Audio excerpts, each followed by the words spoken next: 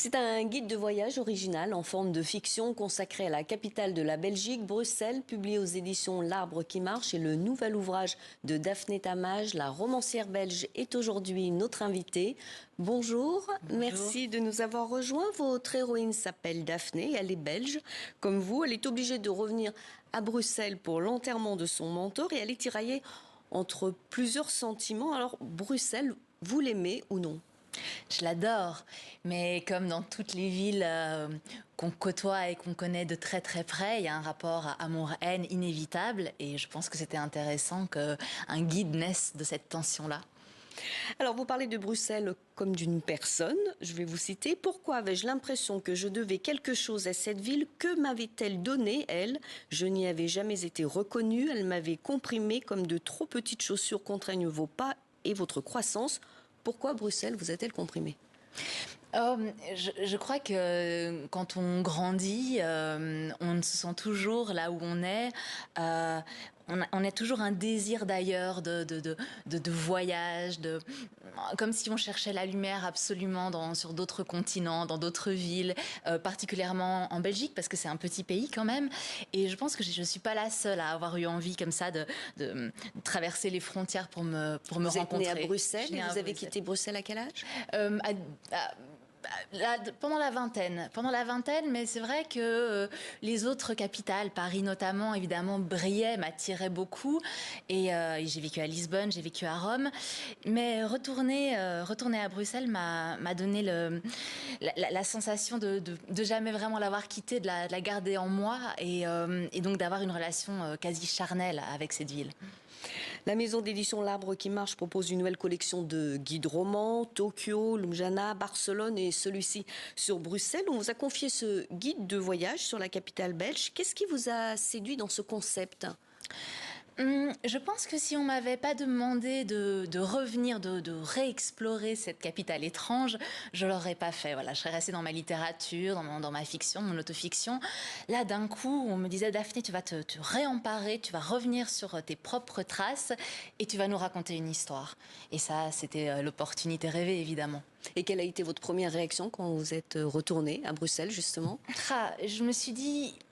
Voilà comme une étrangère, comme l'étrangère que tu es maintenant vis-à-vis d'elle, et en même temps comme si c'était que tu te retrouvais face à ta maman, à une mère comme ça, bienveillante, et explique ce lien-là, explique les tensions qui te traversent. Grâce à vous, on découvre Bruxelles, les lieux incontournables à visiter, comme un guide. Qu'est-ce qu'une romancière comme vous apporte à ce genre de guide? Des aspects culturels, personnels? Oui, sans doute que faire appel à des romanciers pour ces guides, c'était une volonté de l'éditeur de se distinguer des autres guides qu'on connaît tous très bien, par peut-être une subjectivité, une sensibilité différente, plus littéraire aussi, explorer des coins qui ne sont pas présents ailleurs, mais qui sont présents dans mon passé, dans mes ressentis, et que j'aime et que je pensais intéressant de faire partager à un public qui les ignore. On ressent un peu de la nostalgie dans certains passages.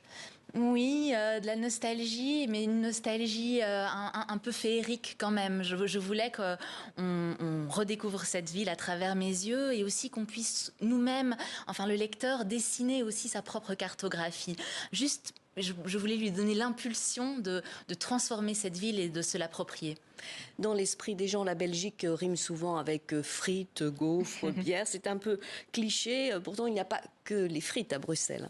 Non, mais la gastronomie compte beaucoup. Et la bière, évidemment, et notre chocolat. Et c'est important, ce patrimoine gastronomique et culturel. Et je pense que c'était important d'en parler, même si c'est un peu une redite. Non, ça existe et il faut le valoriser. Il est important, il est là. Il y a une expression qui m'a beaucoup plu dans votre livre. Elle n'a pas toutes ses frites dans le même sachet. Qu'est-ce que cela signifie? Oh, c'est une expression qui dit qu'on a un grain, que quelqu'un a un grain, mais c'est gentil, c'est taquin. Et il y a un passage aussi très amusant. Votre cousine Clotilde, 18 ans, a trouvé un petit copain. C'est une nouvelle qui bouleverse votre grand-mère. Lorsque vous lui posez la question « Il est français ?» Elle répond « C'est pire qu'un étranger, Daphné, c'est un flamand. » C'est ça aussi la Belgique, la guerre éternelle entre Oui. flamands et wallons. Voilà, moi je voulais l'aborder sous couvert de l'humour quand même et de la légèreté parce que c'est des questions assez sérieuses mine de rien. Mais on sait, mais voilà, je trouve qu'il y avait quelque chose à dire aussi. C'est un petit pays, on cohabite, différentes langues cohabitent et c'est ce qui fait sa beauté. Et c'était important aussi d'explorer cette complexité-là et d'en faire quelque chose de précieux.